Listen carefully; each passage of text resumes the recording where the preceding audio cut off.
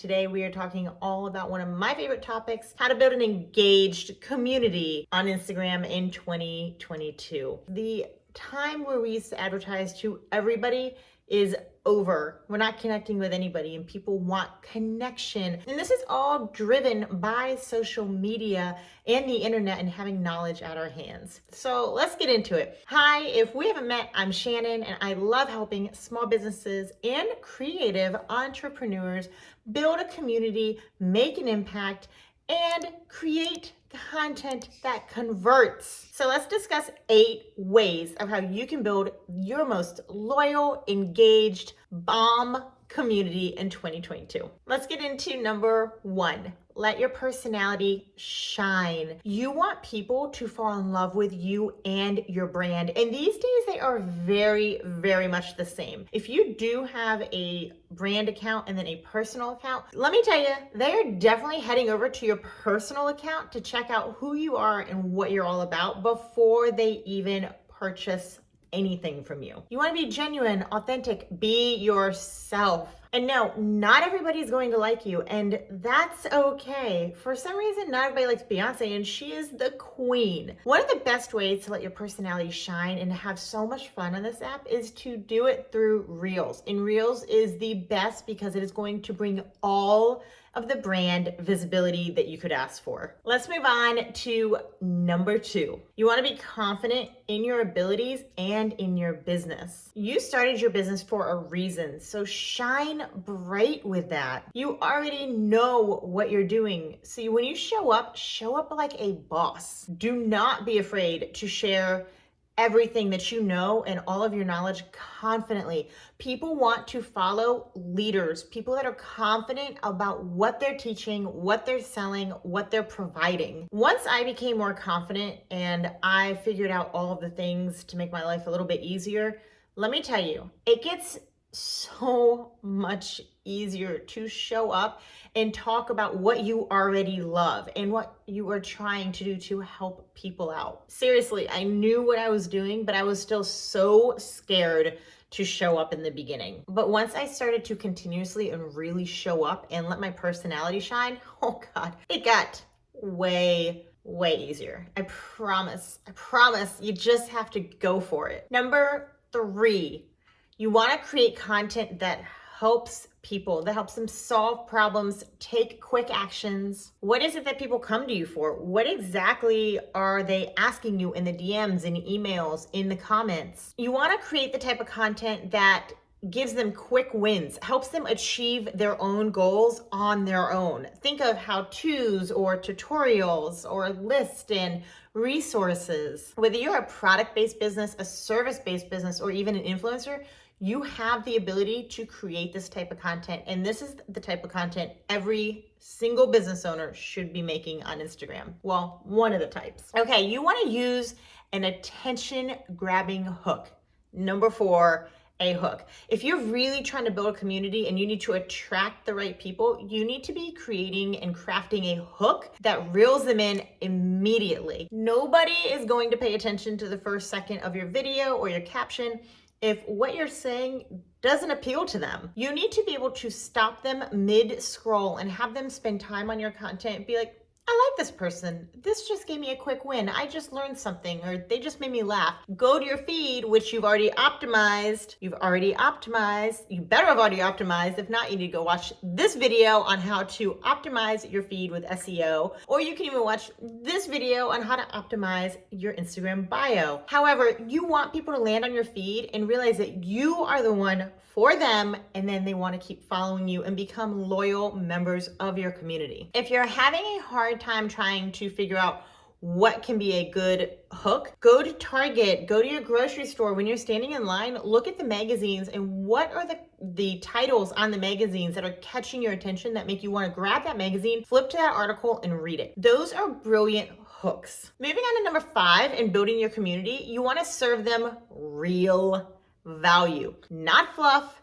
Don't semi-gloss over it. You want to give them the goods. If you are serving watered down information, stop it. The market is too competitive right now for that. I'm not saying that there isn't room for you. There's room for everybody. But if you are serving watered down information, Why would they come and follow you when they could follow the next person that is providing all of the information? Do not be scared to give up too much information. Everything that you have to offer cannot be condensed into one post or even one series of posts. I had a conversation with a photographer friend of mine a while back, and he was saying that he did not feel like giving the mini tutorials or showing how he did his Lightroom edits. And I was like, okay, that's fine, but they're gonna end up looking at you and being like, this guy's cool with his 2-word captions and his emojis. And then they're gonna look at these guys, and I sent him like 5 different photographers that actually list out what their ISO, what their shutter speed, all of the things that help people learn how to do photography. Or one photographer liked to share stories about when he was taking his photos that were engaging. These were different types of photographers that were actually sharing valuable information with their community. And those are who the people are going to follow, not somebody who is going to just provide a 1-line caption or just an emoji. You better believe my photographer friend definitely changed his tune, and he's doing really, really well right now. Okay, number 6. This is not everybody's favorite, but be vulnerable. Look, I'm not telling you to tell all of your deepest, darkest secrets and fears and anxieties, but it's important to realize that everybody experiences the same, I call them the themes of life. Everybody experiences joy, sadness, happiness. Our story details are just different. So we're all feeling the same emotions. We're all, we all go through grief. We all go through, feeling self-conscious or not good enough or name it, imposter syndrome. We just have different details in our personal story. The more vulnerable you get, the more relatable you actually are, the more real you seem to people. If you're a person online, presenting yourself online or showing a very perfect, nicely put together, beautiful, fantastic brand, that doesn't show that there are things that go on behind the scenes, right? And everybody has them. And I'm not saying you talk about them all the time. I'm just saying that those imperfections that you are probably the most scared to share are exactly the reasons that people want to follow you, and they fall completely 100% in love and become loyalized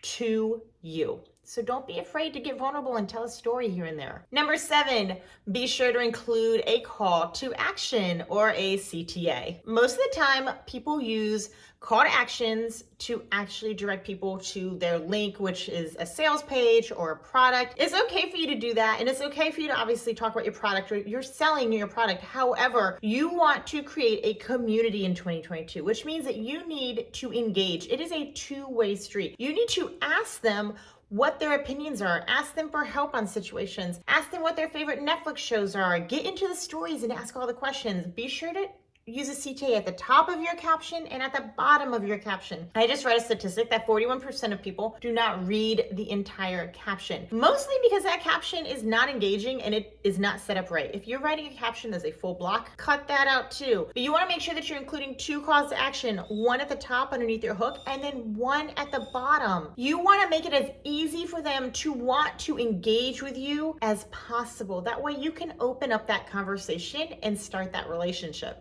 Number 8, are you speaking their language? I had a client who is so bright, incredibly brilliant. She is in the holistic medical industry. She's phenomenal. She has a lot of terms that are big names with a lot of different descriptions that are hard to understand. And there are probably tons of people that need exactly what she's offering. But if these customers show up on her page and they have no idea what she's talking about, they're not going to follow. And then they're not going to get the care that they deserve or that they need. You need to pay attention to your reviews, your comments, your DMs. How are they using the language, the verbiage, what words, what phrases are they using to get their point across to you about your business? That needs to be how you talk to them as well. You need to make it very simple so that people can understand immediately what you do and how you're going to help them so that they can start following you right now. 2022 needs to be the year that you stop worrying about vanity metrics and you start